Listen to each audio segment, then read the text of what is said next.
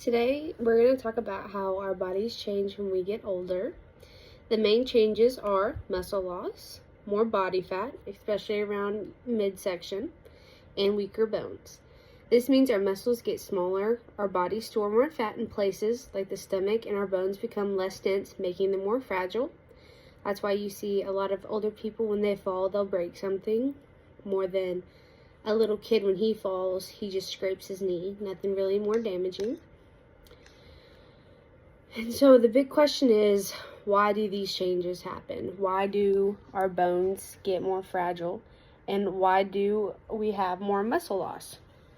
So, as we age, our bodies don't build muscle as good as they used to. This is because we produce less of certain hormones, like the growth hormone and testosterone, which helps keeping our muscles strong.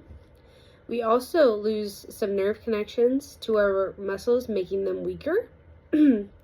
So we also gain more body fat, changing hormones like less estrogen or testosterone can cause our bodies to store more fat, especially around the stomachs. Plus, with less muscle to burn calories, our metabolism slows down, which means we're likely to gain weight unless we adjust our eating habits. So you can't eat the same as you were, say, right now in college. Like, you're not going to be able to eat the same way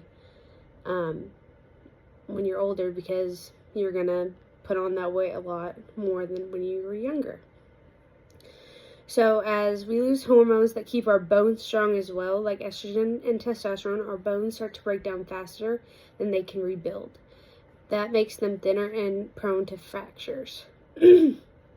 So with less muscle, we don't burn as many calories, even at rest. This means we need fewer calories to stay healthy. If we don't adjust our diet, we gain weight more easily. So say your recommended is 2,000 calories a day. You're not going to be able to eat that same amount of calories when you are, say, 60 years old, because your metabolism is just not going to move as quickly as it used to. So these changes impact health in different ways. Losing muscle makes us more likely to fall, which can lead to fractures because our bones are not as strong either. So more body fat around the belly can increase the risk of diabetes and heart disease. So when you're losing muscle and you're more likely to fall, your bones are likely to break, which can also impact mobility and independence. That's why you see a lot of older people in homes, because they just can't get around anymore. And finally, with a slower metabolism, weight gain becomes easier, which can lead to obesity and other health problems. So the big question is how to manage these changes in our body. So our exercise and our nutrition is going to be the main two that is going to help us keep our bodies in shape even when we're 60 and 70 years old. So we can continue on strength training. Lifting weights or doing resistant exercise can help keep our muscles strong, bones healthy, and boost our metabolism.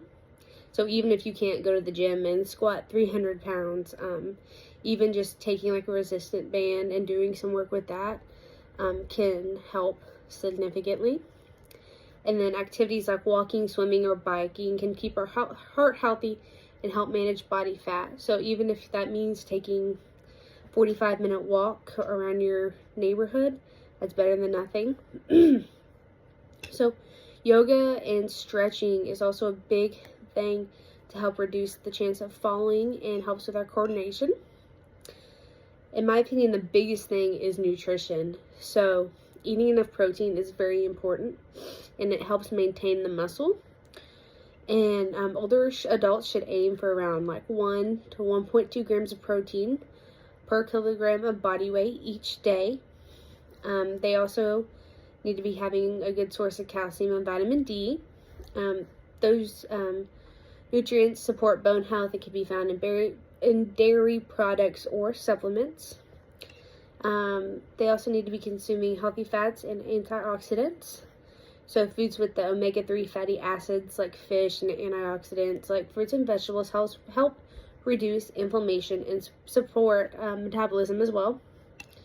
And the biggest thing, in my opinion, is portion control. So since we need our those fewer calories.